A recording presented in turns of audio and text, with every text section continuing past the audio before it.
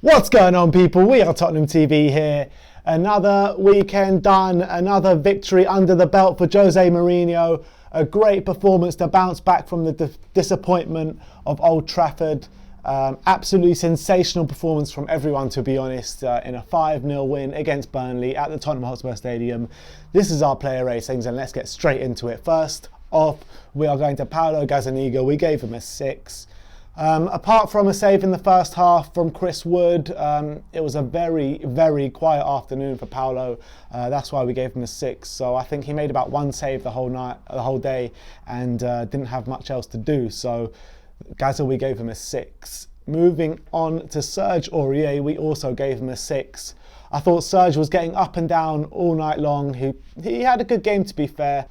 Not showing not that much quality, but his pressing up the pitch did help us get further up the pitch as the game wore on. But he did get injured towards the end of the game, and I'm not sure if it was precaution or he was actually injured, but he was taken off a skip after showing signs of that injury. So Serge Aurier, we gave him a 6.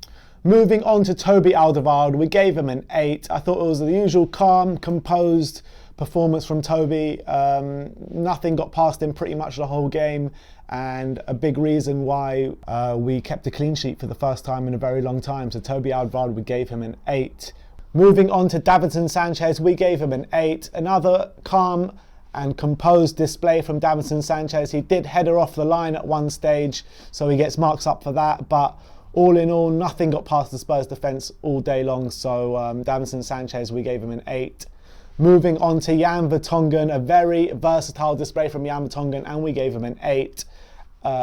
He was at left back at stages, he was at centre back at stages, he even joined Eric Dyer in centre defensive midfield at some stage, but very composed display from Jan, and very impressive as well, playing so many different positions in one game, and that's why we gave him an 8. Moving on to Eric Dyer, we gave him a 7. I thought it was much, much better from Eric Dyer. He was that kind of defensive stalwart in the centre midfield, and he did a very good job at that. There were a few iffy moments, especially in the first half, where he kind of made a mistake pass and Burnley could have been in there, but luckily the defence was there covering back from him. But all in all, I think apart from a few iffy mistakes from Dyer, it was a competent display, and much better from what we have seen so far under Jose. So that's good from Eric Dyer. Just keep improving, that's all I can ask. Moving on to Moussa Sissoko, we gave him an 8. Yet again, another sensational display from Moussa Sissoko, bossing that midfield. They didn't really know how to deal with him, to be honest, Burnley. His power and his strength is just too much for opponents sometimes.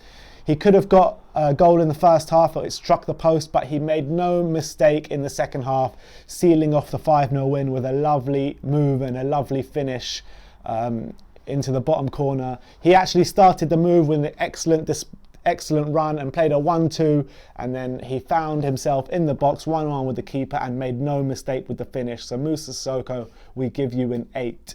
Moving on to Dele Alli, we gave him a 7, probably his lowest marks since Mourinho has come in, to be honest, but more of a quieter game from Dele, to be honest. I thought in the early stages of the first half he was linking up with Son really well, and you could see the danger was there from minute 1 from them two.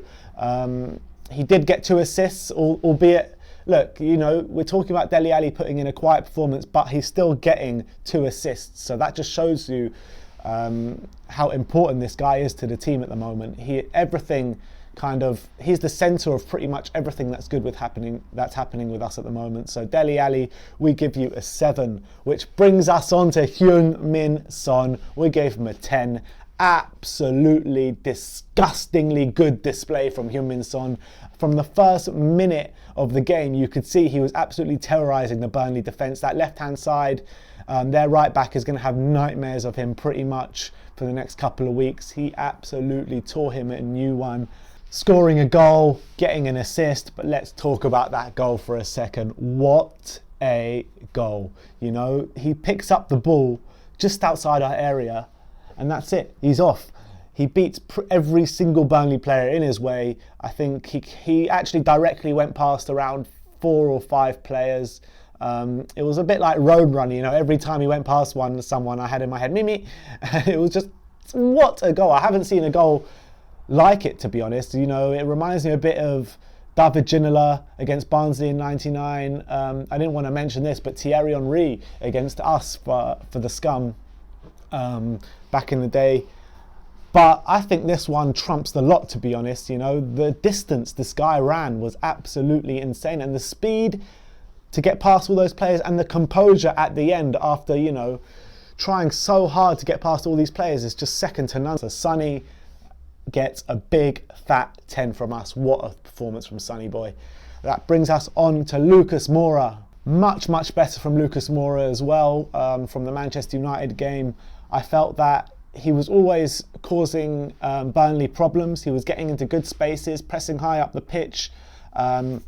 He was in the right place at the right time at the back post for his goal, and pretty much making interception after interception for us. So what a display from Lucas Moura, and keep it going. What we need to see more from Lucas Moura is the consistency. We know he's got the ability, we just need to get him performing to this level consistently, and that's what we want to see from Lucas Moura. Which moves us on to Captain Harry Kane. We gave him a 9. All started from the first few minutes when he delivered a pile-driving effort from around 30 yards in the top corner. Absolutely sensational goal. Rolled back the years with Harry Kane. We haven't seen him take a shot like that for a while and score. So we need to see Kane shooting more from outside the box. And his second goal, absolutely sensational finish again from just inside the area. A bit of a snapshot that also hit the roof of the net.